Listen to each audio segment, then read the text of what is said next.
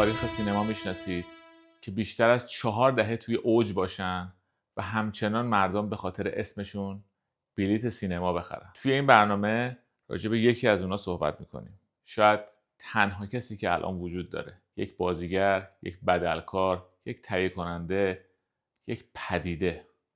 تام کروز.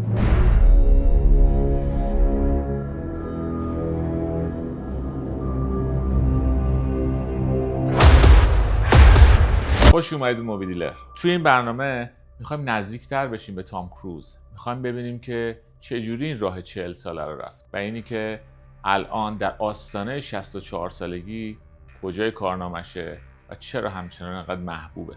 اول از همه بهتون بگم اینجا خیلی با زندگی نامش کاری نداریم. ما داریم راجع به بچه‌ای صحبت میکنیم که تو کودکیش از پدرش کتک میخورده، توی 12 سال 13 تا مدرسه مختلف رو عوض کرده، دندوناش مشکل داشتن، مشکل دیسلکسی داشته، خوندن کتاب واسش مشکل بوده، قد زیاد بلندی نداشته. همه اینا رو که میذاری کنار هم، پیش خودت میگی همچنان آینده درخشانی براش تصور نمیشه. ولی اون آدم تام کروز شده. این بیماری دیسلکسی چیزیه که توی فارسی بهش میگن پرش خوانش. یه جورایی بچه‌ها سختشونه که یه مطلب رو پشت سر هم بخونن. این از اون مواردی بود که باعث شد تام کروز سمت کلیسا نره. چرا؟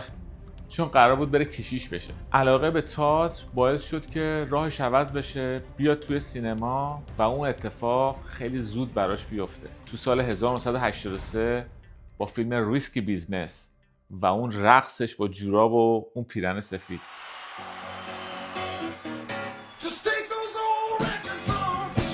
دهه 80 دهه جالبی بود براش. توی 24 سالگی عکسش رفت سردر سینماها با فیلم تاپ گان. همه جورایی عاشقش شدن. ولی اون بیشتر از اینا میخواست خودش رو ثابت کنه. تو فیلم رنگ پول، کالر آف مانی با مارتین اسکورسیزی و پول نیومن کار کرد. فیلم خیلی خوبی از آب در نیومد. رفت جلوتر، در کنار داستین هافمن یه فیلم خیلی خوب بازی کرد به نام رین من. البته داستین هافمن برای اون فیلم اسکار گرفت. ولی تو سال 1989 کار با الیور استون توی فیلم متولد 4 جولای، اونجا بود که کار واسش خیلی جدی شد و اولین نامزدی اسکار رو براش آورد. خلاصه جونم براتون بگه این آقای تام کروز ما از اوایل دهه 90 اوضاع براش بر وفق مراد شد. کاندیدی اسکار اومد، فیلم‌ها یکی بعد از دیگری و اینجا بود که عشقش هم اومد. بله. یه فیلم بازی کرد به نام روزهای تندر، Day of Thunder. فیلم خیلی مهم نیست. مهم این بود که تام کروز با نیکول کیدمن آشنا شد. تام کروز قبل از اون یه دونه ازدواج داشت 2-3 سال. خب مسلمه. بعد بگم ناموفق بود دیگه که اومد توی این رابطه. ازدواجش با نیکول کیدمن و اینی که فیلم بعد از فیلم پشت سر هم به فروش‌های 100 میلیون دلاری میرسید. این فروش 100 میلیون دلاری تو دهه 90 خیلی چیز بزرگی بود. فیلمی داشت به نام شرکت، The Firm، A Few Good Men، چند مرد خوب کنار دمی مور و جک نیکلسون. اومد جلوتر فیلم مصاحبه با خوناشام در کنار براد پیتی که یه جورایی اونجا با هم مشکل داشتن، هیچ موقع هم دیگه با هم کار نکردن. و مأموریت غیر ممکن 1996 به کارگردانی برایان دی پالما.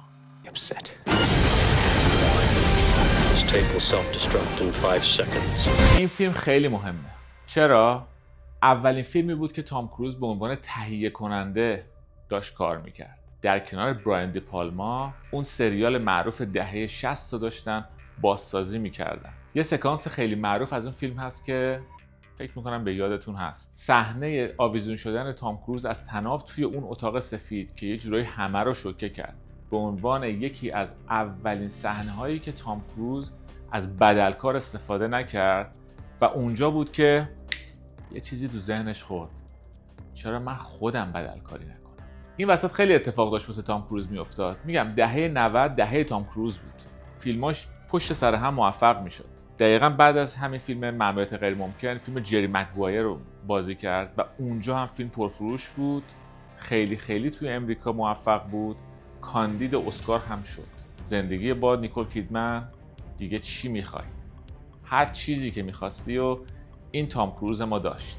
بعد از فیلم جری مکگوایر 2-3 سالی از تام کروز خبری نبود. داشتن میگفتن که داره با استنلی کوبریک کار میکنه. استنلی کوبریک، تام کروز یه بازیگر اکشن با یه کارگردان ابرستاره داره کار میکنه.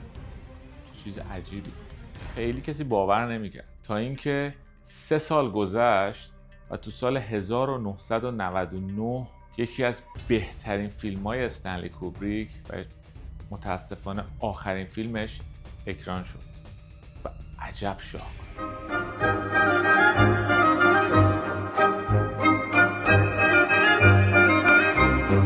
این فیلم و مراحل تولیدش سختی‌های خودش هم داشت. میگن که 400 روز فیلم برداری کردن.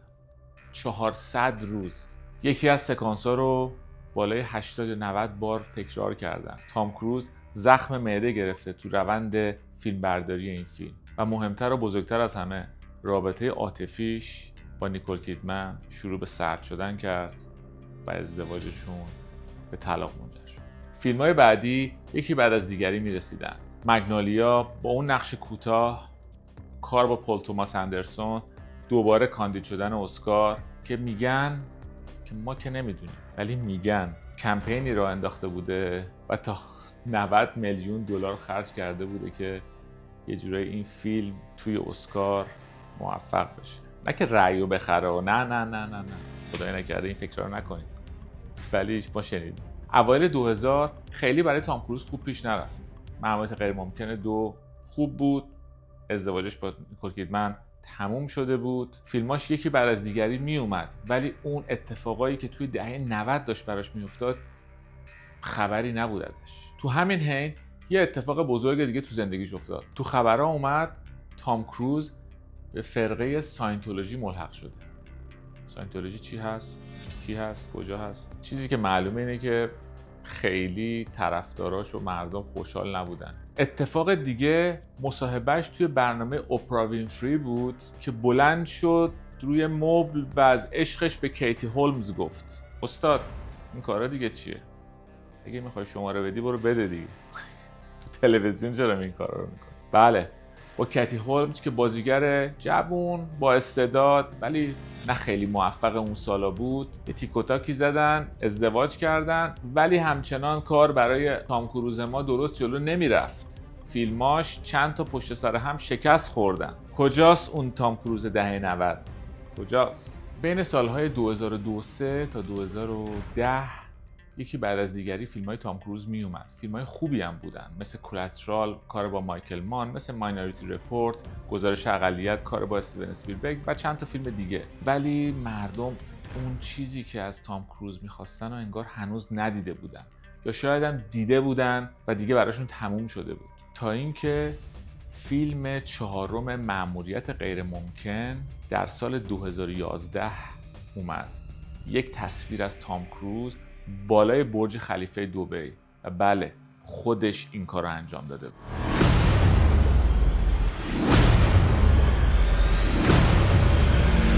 این حرکت یه جرقه و یه پمپ دوباره بود.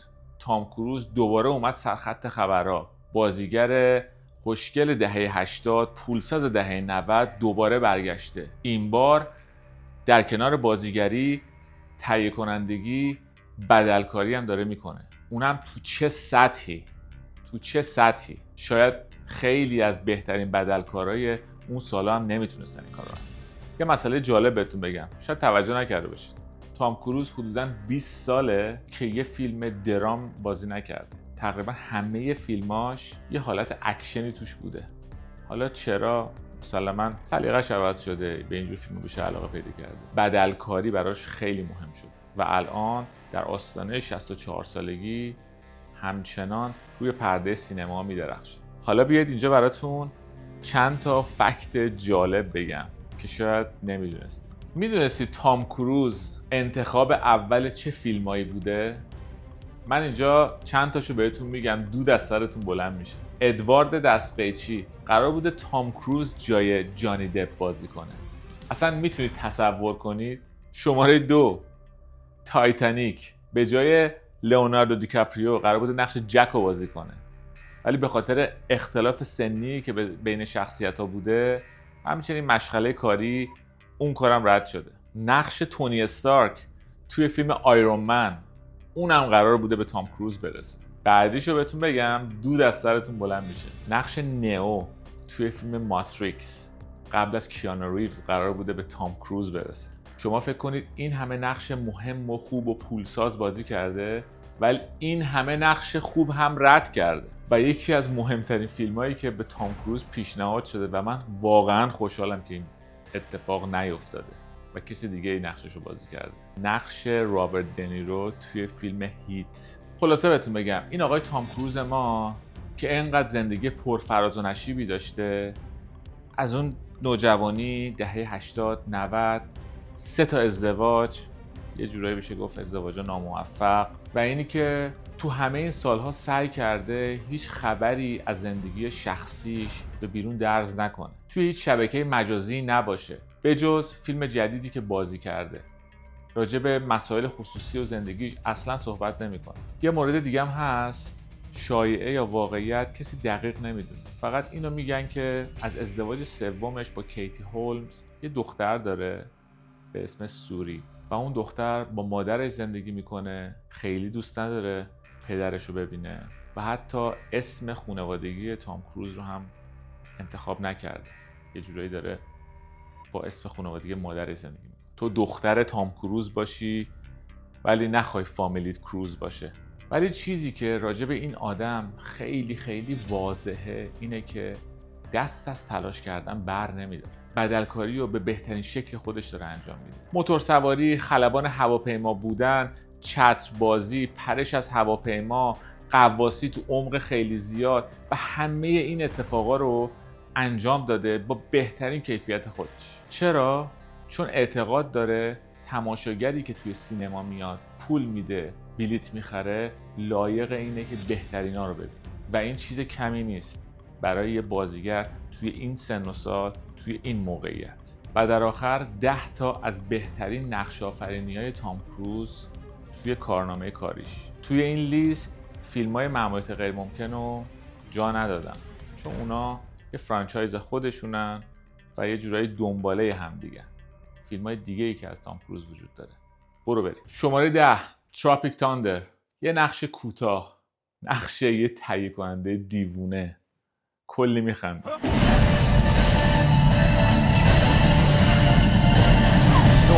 شخصیت ماوریک تو فیلم تاپ گان، مخصوصا تاپ گان شماره 1 1986. 8 کلاترال به کارگردانی مایکل مان. میشه گفت تنها نقش منفی تام کروز که عالی اونو بازی کرد. 7 آخرین سامورایی توی ایران فوق‌العاده محبوبه. نقش یه سرباز امریکایی که به ارتش ژاپن میپیونده. عالی.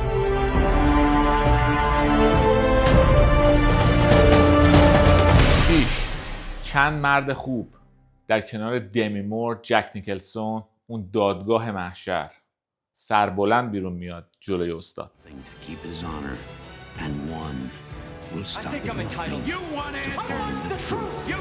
5 مگنولیا، یکی از خاص‌ترین نقش‌های کارنامه‌اش به کارگردانی پول توماس اندرسون. 4 رینمن، مرد بارانی، برادر عصبی داستین هافمن. فیلم سوم متولد 4 جولای، فیلم 1989، فیلمی که تام کروز رو به عنوان یه بازیگر می‌بینیم.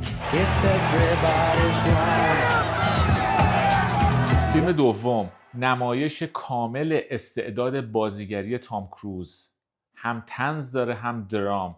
جری مگوایر و اون دیالوگ معروفش Show me the money. Show me the money! Show me the money! و فیلم اول که راجع بهش هم صحبت کردیم، کار استاد بزرگ استنلی کوبریک کبیر، چشمان کاملا بسته.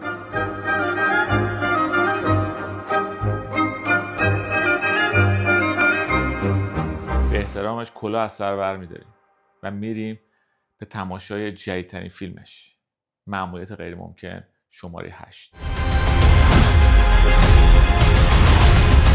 ممنون از همتون، ممنون از حمایتتون و ممنون از اینکه ویدیو رو تا اینجا دیدید.